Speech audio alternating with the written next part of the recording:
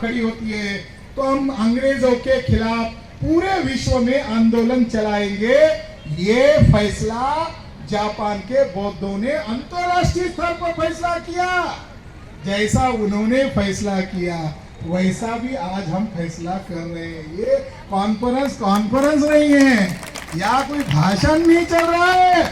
हमको भी मालूम है लड़ना कैसे, हम भी फैसला करेंगे। विज्ञापन में क्या लिखा है? विज्ञापन में लिखा हुआ है स्पष्ट तौर पर,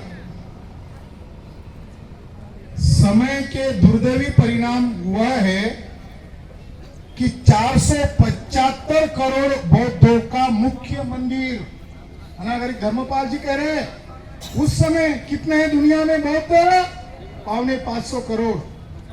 वो लिख रहे हैं समय के दुर्दैवी परिणाम यह है कि 475 करोड़ बौद्धों का मुख्य मंदिर, धार्मिक स्थान विधर्मियों के कब्जे में गया है। अब उस स्थल को मुक्त करने का समय आ गया है और सभी परिस्थिति अनुकूल है। केवल 1 लाख रुपए हम उस महंत ब्राह्मण को दे सकते हैं तो वह ब्राह्मण हमें वह महाविहार हमारे कब्जे में दे सकता है, ऐसा उसने वादा किया है। महाबोधि सोसाइटी का जर्नल जून 1893 में ये छापा गया और पेज नंबर 3 पर ये छापा गया।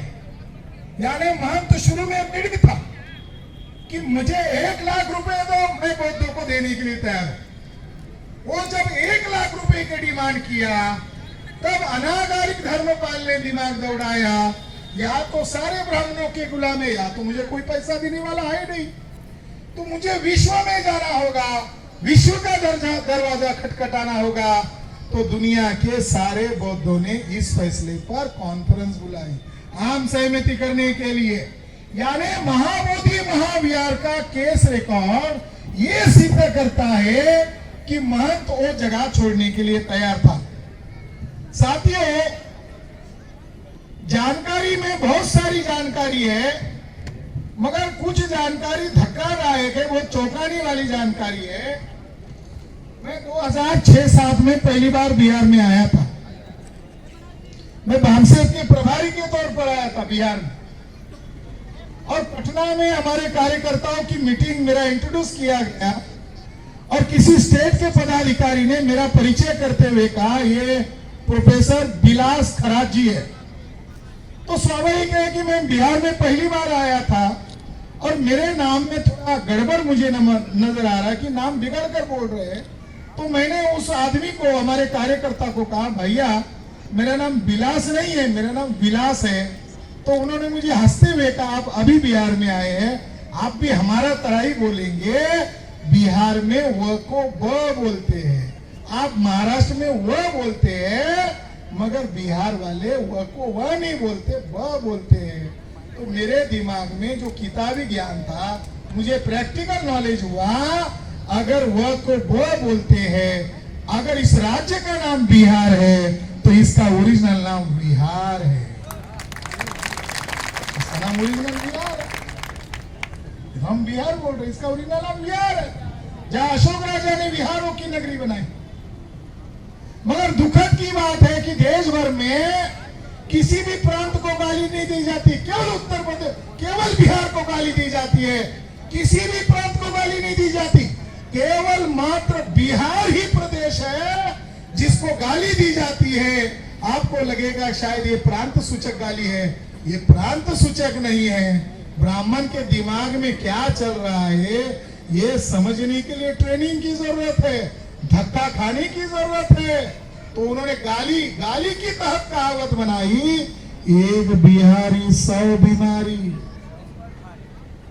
देखो ब्राह्मण क्या गाली दे रहा है, एक बिहारी 100 बीमारी। इसका मतलब बिहार प्रांत है और बिहार प्रांत में रहने वाले लोग बीमारी पैदा करते, ऐसा उनको कहना है नहीं। उसके माइंड में और कुछ चल रहा है, बोल कुछ और रहा है। दो अर्थ की भाषा, व्यवहार में बोल रहा है बीमारी, मगर क्यों बिहार को बीमारी का केंद्र कह रहा है?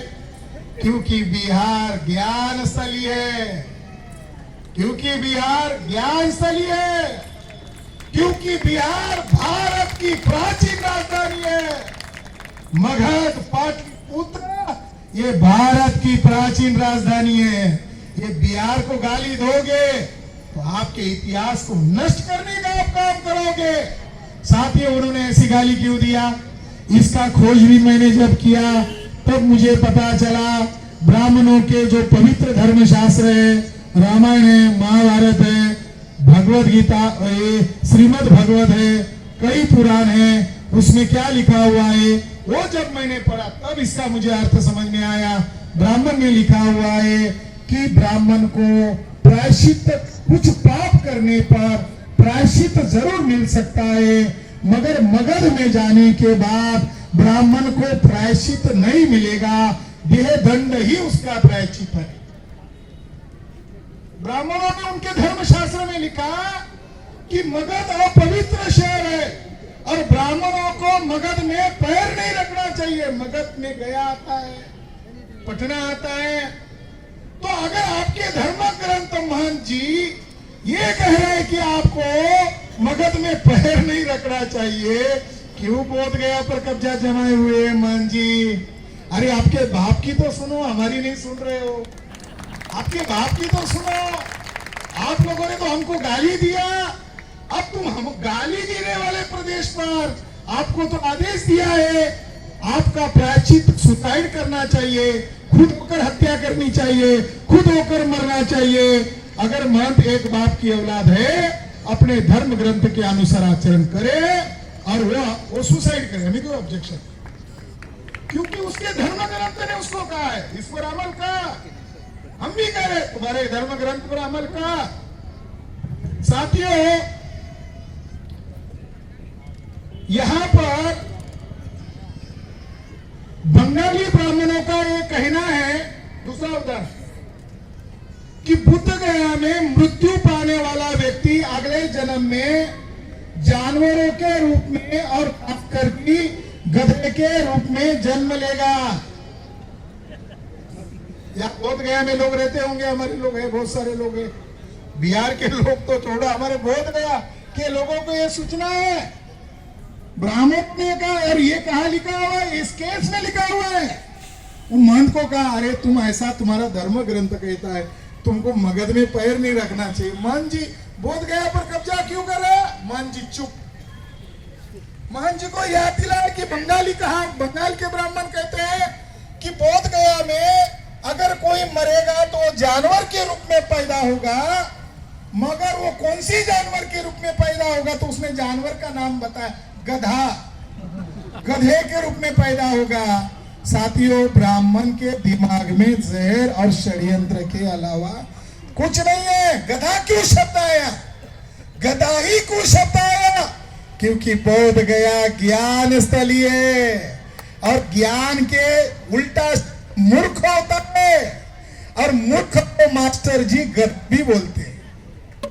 जो मूर्ख होता है मास्टर जी, उसको गधा भी बोलता है। तो ब्राह्मण के दिमाग में बौद्ध स्थल के प्रति कितनी घृणा। तीसरा सबूत मैं आप लोगों को देना चाहता हूं, जो इस कोर्ट केस में दर्ज है, exhibit number D6, exhibit number D25 52 में दर्ज है, और जो इस कोर्ट में कानूनन रिकॉर्ड के रूप में दर्ज है। क्या लिखा है? ब्रह्मांड पुराण कहता है, अगर कोई द्विज ब्राह्मण बुद्ध गया में, महाविहार में या बुद्ध मंदिर में मन न चाहते हुए भी अगर गलती से भी जाता है तो उसे 100 बार प्रायश्चित लेने के बावजूद भी उनकी उन पापों से